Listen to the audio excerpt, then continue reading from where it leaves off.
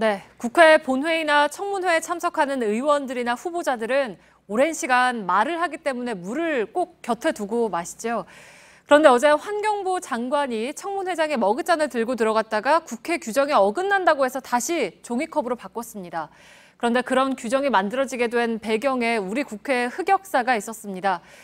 오늘은 출장 간 오대영 기자를 대신해서 김지래 기자가 나와 있습니다. 김지래 기자, 먼저 어제 어떤 상황이었는지부터 좀 볼까요? 네, 먼저 이 화면을 보시죠. 네.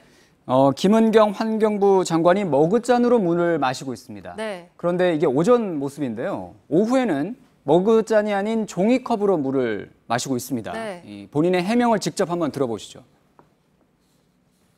규정상 이게 그 머그컵을 가지고 들어올 수 없다고 하네요.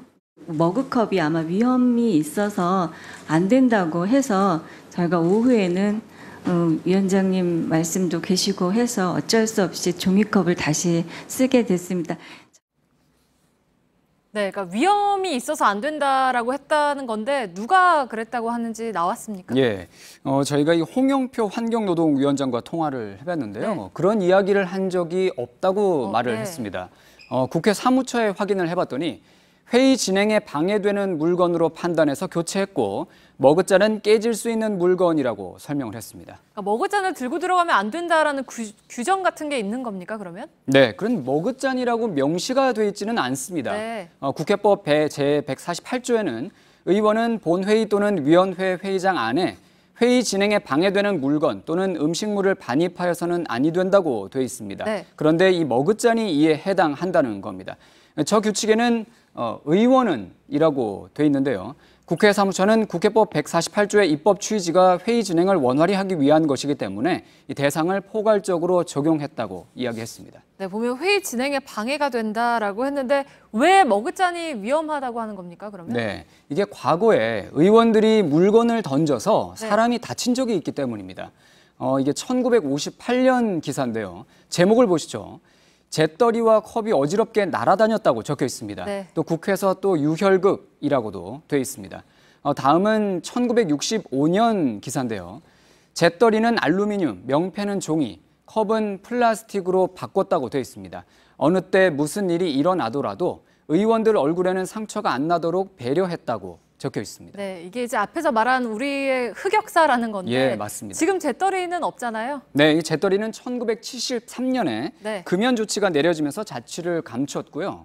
명패는 2005년 본회의장이 전산화되면서 고정식 전자명패가 됐습니다.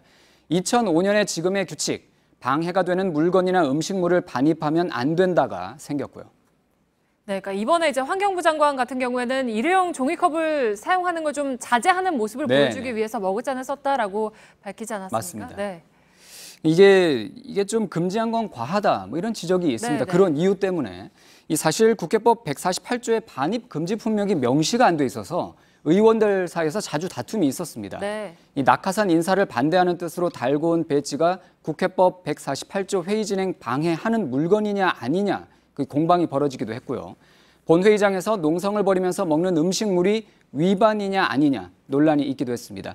또 90년대에는 노트북도 반입 금지 대상이 돼서 논란이 됐습니다. 네. 이 국회 선진화법이 시행되면서 지금은 국회 안에서 몸싸움은 사실상 사라졌는데요.